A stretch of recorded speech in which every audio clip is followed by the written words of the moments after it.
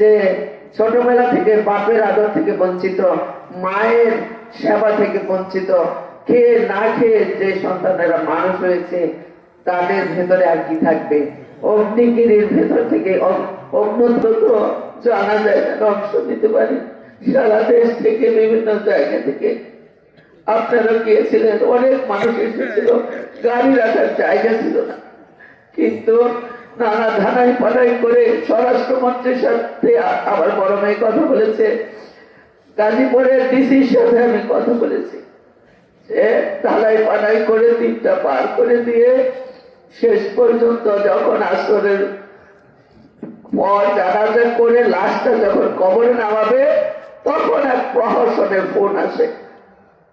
সেই জেলার good for nothing, আমি বলবো সেই জেলারকে, সেই জেলার ফোন করে বলে, হয়তো বা তার কিছু করার ছিল না, রাগ করে তো লাভ নেই, বলে যে এখন আপনারা চাইলে কাশীপুর কারাগারে এনে তাকে দেখিয়ে দিতে পারেন।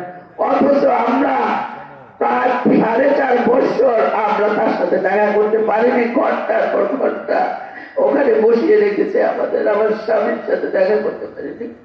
ঈদের মধ্যে শুনেছি ভোট করে উনি পেঁপে ভাজি দিয়ে খাবার খেয়েছেন, কোরবানির একটু মাংস আমি পৌঁছতে পারিনি, ভালো কাপড় দিয়েছি সেগুলো উনি অন্য কয়েকদিনকে দিয়ে দিয়েছেন, নিজের সেরা কাপড় পরেছেন।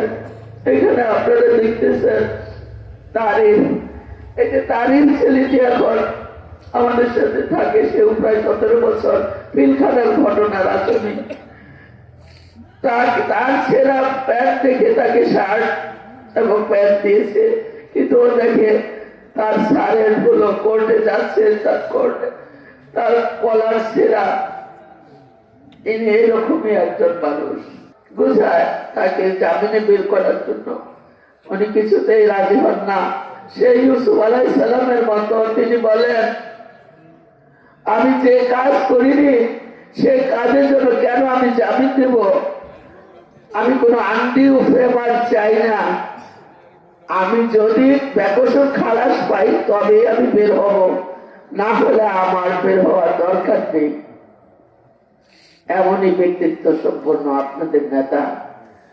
তাহলে এরকম নেতাকে রিমান্ডে নিয়ে কেমন করে কষ্ট দিয়েছে, তার নখ উপড়ে ফেলা হয়েছে, তাও তিনি কিন্তু মুখ ফুটে বলেননি, কাউকে বলেননি। আমি শুধু নখ কাটতে গিয়ে দেখি এই নখটা তো এমন ছিল না, পায়ের পুরো আঙ্গুলের নখ এরকম হয়েছে কেন বলে তুলে ফেলেছে।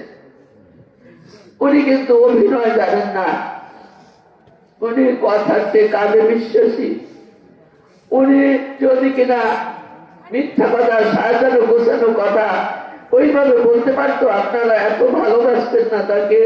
টার্গেট করেছিল জানেন, উনি জিয়া পরিবারের সাথে যেহেতু অনেক আস্থাভাজন একজন, এবং তার যেহেতু সাংগঠনিক পাওয়ার ক্ষমতা এত বেশি, তার সততা সুনাম এত বেশি, দলকে যদি বা সুসংগঠিত করে ফেলে, এই ছিল সেই স্বৈরাচারী ডাইনির।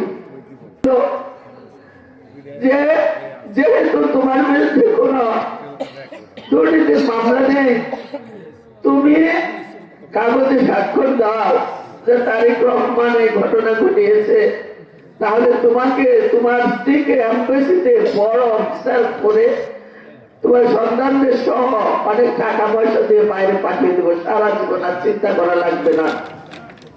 যে মানুষটি এরশাদের ডাকে সারা দিয়ে মন্ত্রিত্ব নেয়নি, যে মানুষটি সারা জীবন অনেক প্রলোভন পেয়েও নিজের জায়গা থেকে সরে আসেননি, আপোষ করেননি, সেই মানুষ কিভাবে ওখানে বলেন ওখানে স্বাক্ষর করেন যে তারেক রহমান সাহেব ঘটনা ঘটাননি? এমনি তারা বিপর্যস্ত, তার মাকে এক কাপড়ে 40 বছরের সংসার থেকে ঘর থেকে এক কাপড় বের করে দেয় অপমানজনক ভাবে। যে তারেক রহমান সাহেবের ওই ভিডিও অবশ্যই দেখেছেন, তাকে ঝুলিয়ে হাত বেঁধে মেরেছে, সেরকম সেই সব কাহিনী তো ভুলে যায়নি, আমরা ভুলতে পারিনি। আমার মেয়ে সুন্দর করে